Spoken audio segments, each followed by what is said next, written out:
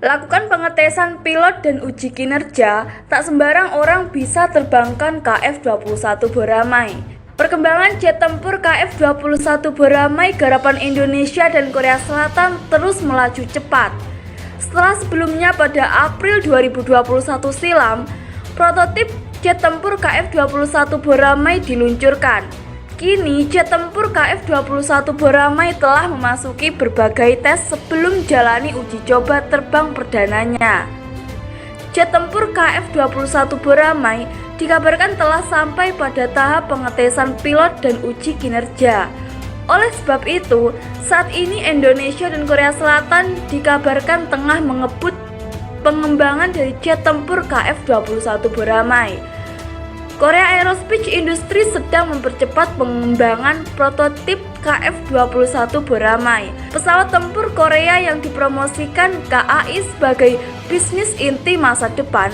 Evaluasi pilot dan uji kinerja injeksi dilakukan pada unit ketiga. Sebelumnya diketahui jika KAI telah melakukan pengetesan pilot atau PFI selama 4 minggu.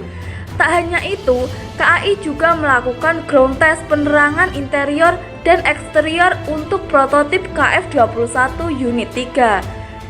Tes tersebut dilakukan di gedung uji mesin selama 4 minggu dari tanggal 1 sampai 20 bulan November 2021 silam.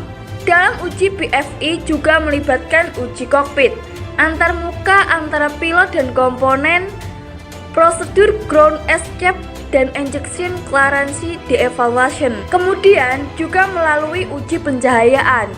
Pengukuran pencahayaan dan evaluasi pilot dilakukan untuk menentukan apakah pencahayaan interior dan eksterior kokpit sesuai untuk pengoperasian pesawat. Dalam uji pilot melibatkan 7 orang penerbang dari TNI AU dan 7 orang penerbang dari Angkatan Udara Korea Selatan. Pendapat dari pilot yang diperoleh melalui uji coba darat ini akan melalui tinjauan bersama dan konsultasi untuk menciptakan bentuk kokpit KF-21 yang lebih optimal. Jet tempur KF-21 Boramai menurut Aeroteam dijadwalkan mengudara tahun ini. Tepatnya jet tempur KF-21 Boramai diproyeksikan akan jalani uji coba penerbangan perdana pada Juli 2022. Oleh sebab itu, tak sembarang pilot bisa menerbangkan jet tempur KF-21 Boramai yang memiliki teknologi canggih. Hanya pilot terlatih dan telah mengikuti serangkaian tes yang diberikan yang boleh menerbangkan KF-21 Boramai. Angkatan Udara Korea Selatan bahkan tak izinkan jet tempur KF-21 Boramai diterbangkan oleh sembarang pilot.